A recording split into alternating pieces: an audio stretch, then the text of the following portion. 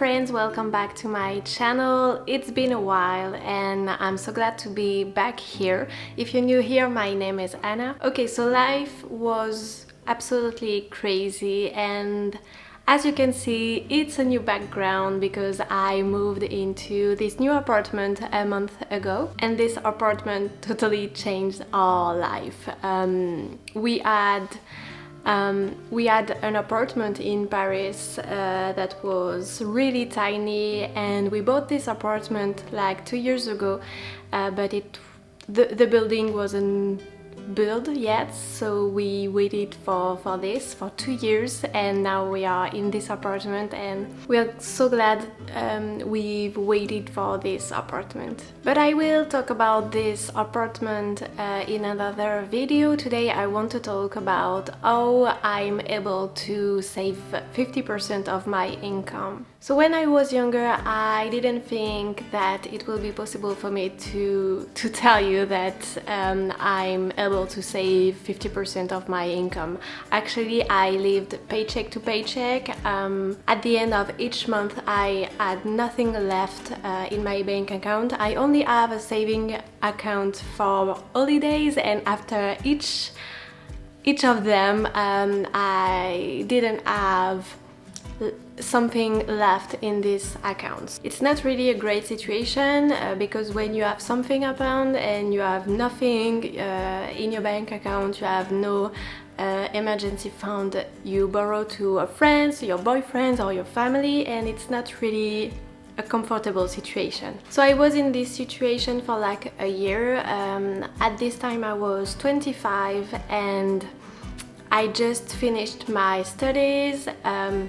I had long studies and I just started my adult life. I knew at this time that I didn't want to retire at 65, and I knew because I knew it wasn't my really dream job. It wasn't my real dream field, and I wanted to enjoy my life before retirement. So I started to be interested in personal finance, in financial freedom, and I knew immediately that I wanted to reach financial freedom in my life. I didn't want to stop working, but I wanted to work whenever and wherever I want, and I didn't want to live paycheck to paycheck. Now I'm on my way to become financially free. I'm not really a frugal person. I just spend money on things that really matters to me, like experiences, holidays,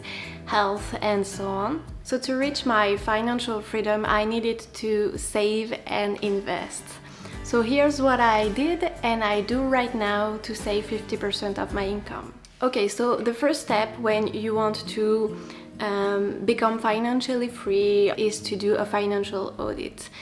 It's, I think, the most important step, but this step is the hardest because see what you waste your money for is not really a pleasant moment, but it's the most eye-opening one. So you need to know where you start to know where you're going. So to give you a little bit of context, sometimes I didn't want to open my bank app because I was too afraid to see what I had left in my bank account. I knew that I'd spent too much, and I was waiting to have my salary at the beginning of each month to reopen this app. When you have this feeling, it's a sign that you need to do something about your personal finance. So I took a break, I sat and I printed my last 3-month account statement, and I highlighted all the expenses that I didn't remember, that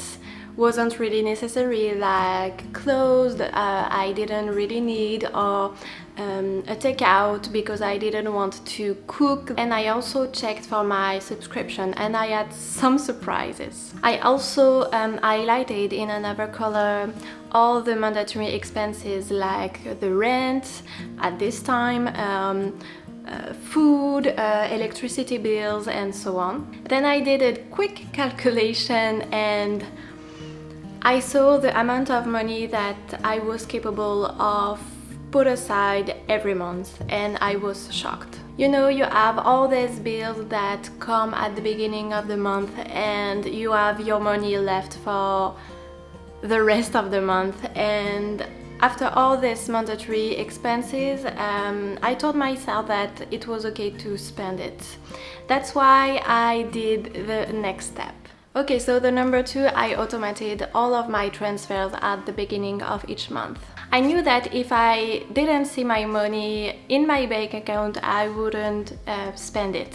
So I created automated transfer to savings account at the beginning of each month. I made a list of all the mandatory expenses like rent, electricity bills, public transportation. I made an estimation of what I spent on food, and I left an amount of money for my personal expenses, and then I knew the amount of money I could put aside every month. So I opened 3 different savings accounts, 2 different ones for investing and another one for my emergency fund. At the beginning I put more money into my emergency fund, but I contributed a little to my other savings account. I continue to check my automated transfers because we just bought this apartment. I needed to have more cash in my bank account because we needed to buy furniture, we needed to pay for the mortgage and so on. So I lowered my contribution to the savings account, and when I will finish to pay for whatever I need for this apartment, I will increase my contribution. And it's not because you want to be aggressive with your savings, you want to put a lot of your income into savings account that it will last your whole life. Actually, you can, depending on your needs, you can change it whenever you want. Okay, so the number 3, I ask for a paid raise.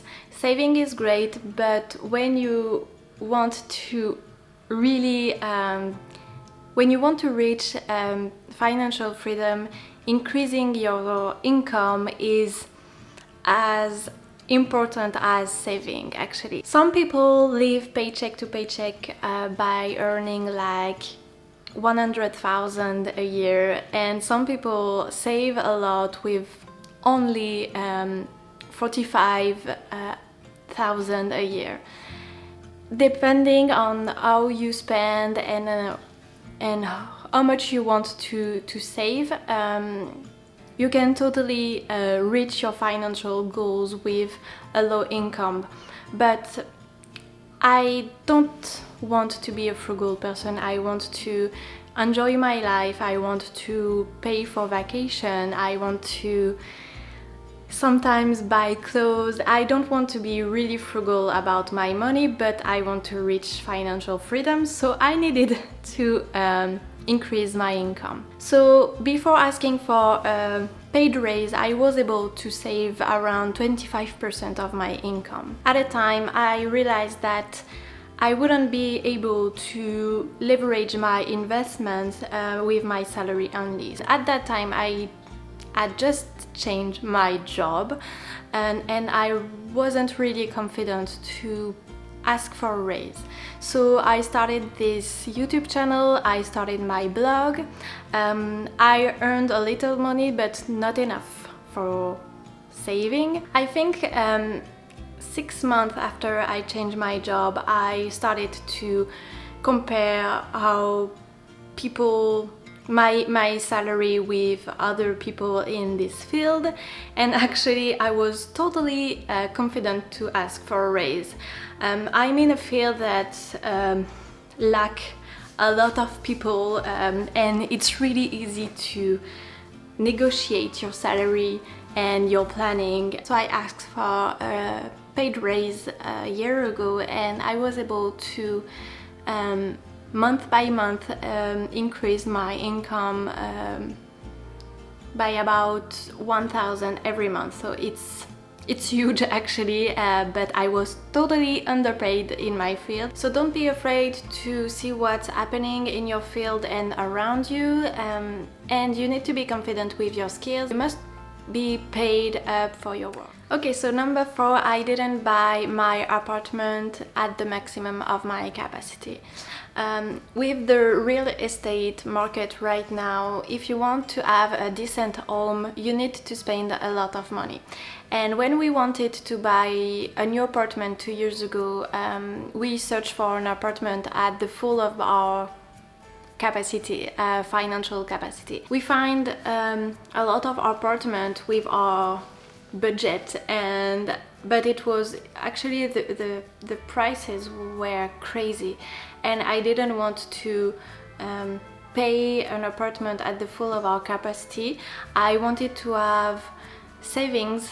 I didn't want to put all of my money that I struggled to save into an apartment. And actually we find this one, it's not in a great neighborhood, but it's a really great apartment, and we think that in the future save a lot, and I think it's a great deal, because we know that the market will be up in this town, and yeah, so whatever. So we found the one that we have just now, and it was like 50,000 euros lower than our full capacity amount. So now with our increased salary, we pay the mortgage, we save money, and we enjoy life. So about your financial capacity, I read an interesting thing a month ago on social media.